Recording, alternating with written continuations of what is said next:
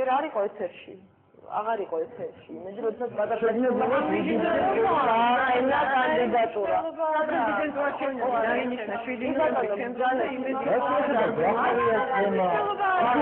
მეორე ადამიანი, თქვენ ხართ მეორე ადამიანი, გვახარიას დაახლოებით იგივე გადაცემა იყო სხვა ადამიანის, ეხლა არ დავასახელებ და იქა ზუსტად იგივე მითხრეს, რომ ადრე ხო მე სანამ მქონდა კონტაქტი, ადრე მითხრეს, რომ აი ესეო დახურაო, ეს კარგი გადაცემაა, ხო?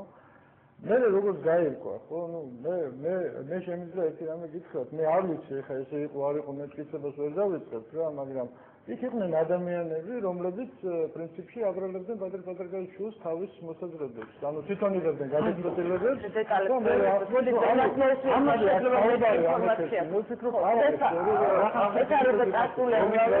რამდენია პოლიტიკური ორიენტაცია. ადრე შეიძლება აკეთებინა და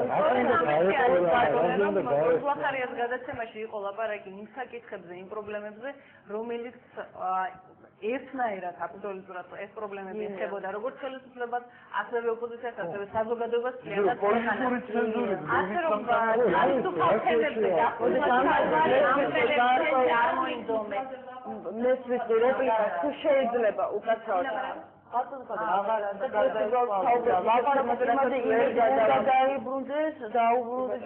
დაბრუნდება ოჯახთან თუ არა. ლაპარაკობთ რა სიტუაცია არის მედიაში, ხო და რა იყო იმეჯი დამტრავდა ეს არ არის დროს. იქ ადამიანი არ არის უბრალოდ და არ შეგვიძლია ლაპარაკით აღარ იყოს. მე ძალიან რაღაც არ მომწონდა იმეჯი, მე ძალიან რაღაც არ მომწონდა და არ მომწონდა. ესეთი მართლა გემოვნების თემა არის და მეორე აქ არის არ გასლაპარაკი რომ ბატონ ბადე არის ცოცხალი და ტელევიზია არ წარქმეული, აი რა დაუბრუნდება, რა იქნება, არ იქნება, всё იმედი დამთავრდა, ის იმედი რომელი იყო, ის იმედი დამთავრდა, არ იქნება არასდროს რა, დაუბრუნდება ოჯახთან, დაუბრუნდება, იმედი არ იქნება, ესეთი როგორი იყო, ხო? იმედი იყოს ბევრად უკეთესი, რა ვიცით, როგორი შეიძლება იყოს. გადაცემების ახსნა დახურავს, რაც შეხვანია შეიძლება კომერციულ ტელევიზიაში უბრალოდ კომერციული мотиваცია. არა, ამ შემთხვევაში არ ვიცით. მე იმიტომ რომ როდესაც გოგიხარია მიიწვევს ამ ტელევიზიაში სამუშაოს, მას სწორედ ის უთხრეს, რომ კომერციული თვალსაზრისით მათ არ აინტერესებს რამდენად მოგებიანი იქნება მისი გადაცემა, მას სჭირდებათ და უნდათ რომ ბატონი გოგი ეს გადაცემა იყოს ამ არხზე. ამიტომ ეს არ იყო ტელევიზიაში ასეთი რამე ხდება, ჩემთვის არ არის მინია ეს დღეს ამ გადასახადით.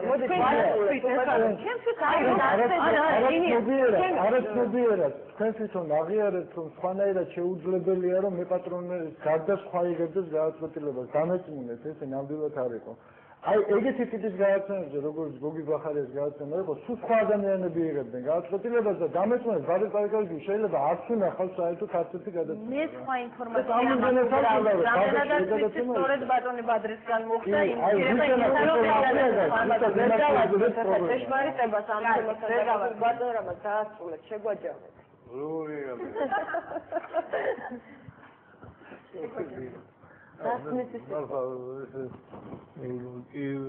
წავე პოზიციები არის, მაგრამ ვინმე საქმეზე სახსოვი რომ პროფესიონალიზმი დიდი პრობლემაა და ყველა მიმართულებით. აბსოლუტურად.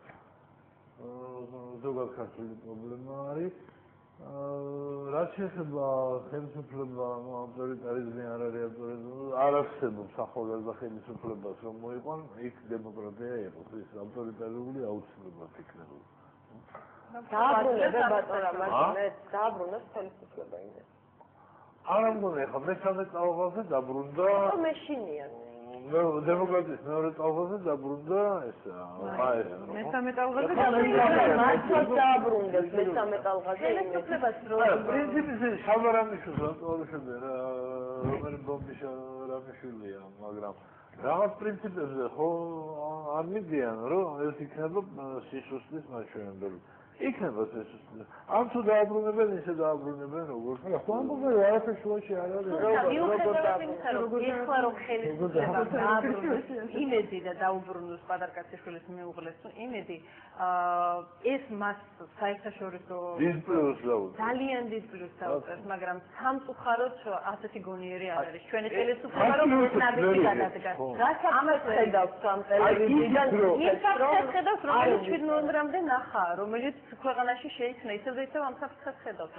ამ საფრთხეს ხედავს ობიექტური ინფორმაციის არსებობის განსხვავებული ინფორმაციის არსებობის შესახებ. ეს საფრთხეს ხედავს, მაშინ რა გამოდის იცით, რომ პრობლემა ბადრი პატარკაშვილი კი არ ყოფილა. პრობლემა ყოფილა ტელეიმედი. ანუ ჩვენ თვითონ გავაკეთეთ ახლა ლოგიკური დასკვნა. ანუ განსხვავებული აზრი ყოფილა პრობლემა. პერსონა კი არ ყოფილა ბადრი პატარკაშვილი, განსხვავებული აზრი ყოფილა. მინიათ ბოლოს ანუ პრინციპში ლოგიკა არის ამაში ბადრი პატარკაშვილი დღეს ბადრი პატარკაშვილს ეკუთვნოდა ეს ტელევიზია და ვერაფერს ვერ განმეორებდა. მისი მეუღლე და მისი ეჯაპტერები არც ისეთი ძლიერი ბიზნესმენები არიან, არც ისეთი ძლიერი პოლიტიკური მოთამაშეები. რატომ ეშინიათ? ეშინიათ ხელისუფლებას რომ განსხვავებული აზრი არ უნდა, ამაზე არავინ არ დავობს. სამწუხაროდ ხელისუფლება ვერ ხვდება, რომ დღეს მისთვისაც უკეთესია, რომ სატელევიზიო სივრცეში არსებობდეს ბევრი სხვადასხვა განსხვავებული აზრი, მაგრამ ამ განსხვავებულ აზრსაც თანაც შეიძლება სწორი პოლიტიკური თამაში. ამდენი პატარკაშვილის პოლიტიკის უდოდო, ანუ პერსონაჟი გადაიტანე პრობლემა და არა ის რომ პატარკაშვილში იყო პრობლემა არ გამორიცხავს, რომ ხელისუფლებაშიც არის პრობლემა. ბატონო შემოუბრალოდ, რატომ გესმით ასე ძალიან ერთ თავხახად და სწორხაზოვნად არ გამორიცხავს ხელისუფლებაში რომ არ და ერთი მეორეს არ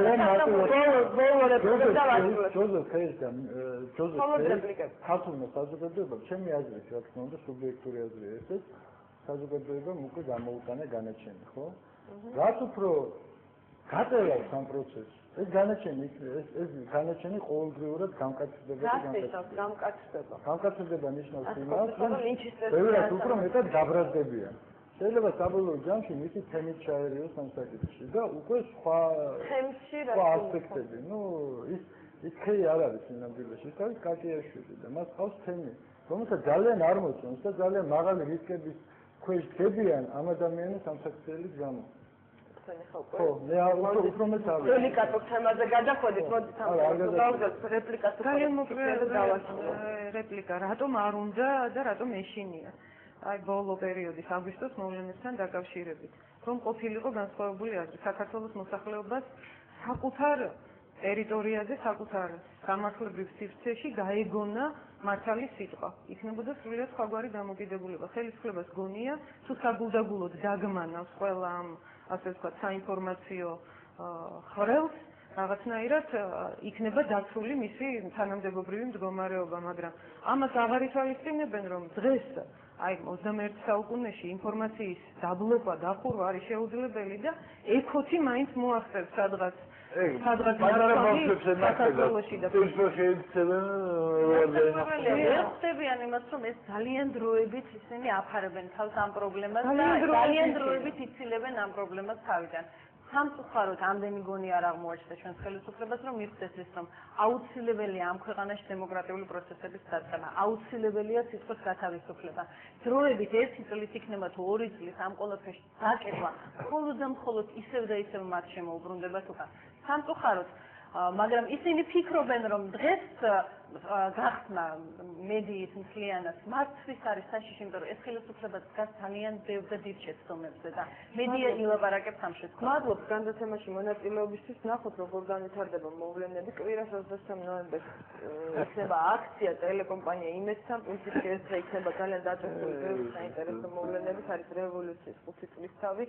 კიდე მინდოდა დამესვა შეკითხვა უკვე რევოლუციის 5 წლისთავზე, მაგრამ აღარ დავსვავ.